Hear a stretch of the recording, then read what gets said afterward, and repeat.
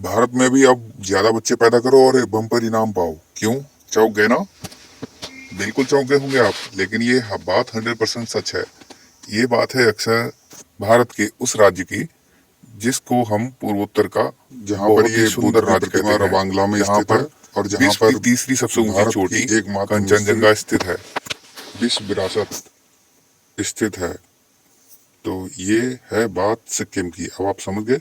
एक तरफ सरकार देश में जनसंख्या नियंत्रण कानून लाने की तैयारी में है, तो वहीं देश का एक राज्य ऐसा भी है जो खूब बच्चे पैदा करो। जी हाँ, ये सच है। हम देश के सबसे कम आबादी वाले नॉर्थ ईस्ट राज्य सिक्किम की बात कर रहे हैं। यहाँ घटती प्रजनन दर के वजह से यहाँ के मुख्यमंत्री ने चाइल्ड प्रोत्साहन नीति लागू की है।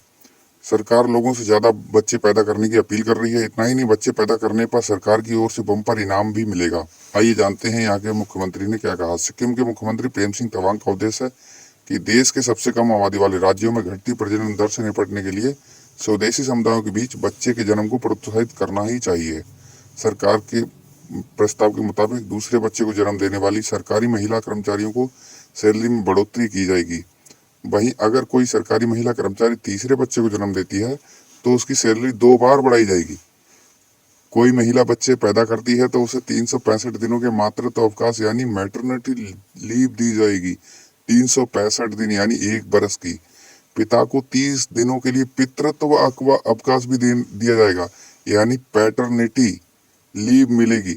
समाचार एजेंसी पीटीआई ने सीएम तवांग के हवाले से कहा कि हमें स्थानीय लोगों को ज्यादा बच्चे पैदा करने के लिए प्रोत्साहन के साथ घटती प्रजनन दर को रोकने की, यहाँ पर एक बात ध्यान देने योग्य है कि घटती हुई प्रजनन दर को रोकने की जरूरत है, क्योंकि राज्य की प्रजनन दर ने हाल के सालों में प्रति महिला एक बच्चे की सबसे कम वृद्धि दर हासिल की है। यहाँ पर हम बता दें कि वहाँ का सिक्किम का एफटीआर है, वो है 1 महिला प्रति बच्चे से कम, जबकि भारत का 2 है, 2.5 था, अब 2 रह गया है, जो कि देश की औसत से कम है। तो यहाँ मूल निवासियों की संख्या कम हो रही है, इसलिए उन्होंने प्रोत्साहन राशि का प्रावधान किया है। अगर आप भी चाहते हैं सिक्किम में रहना और ज्यादा बच्चों के पिता बनना तो जा सकते हैं सिक्किम।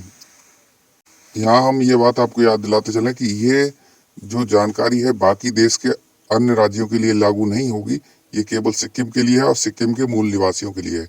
धन्यवाद। आपको हमारी जानकारी कैसी लगी? हमें चैनल को अपना अमूल्य योगदान देने के लिए और प्यार स्नेह देने के लिए धन्यवाद। Thank you.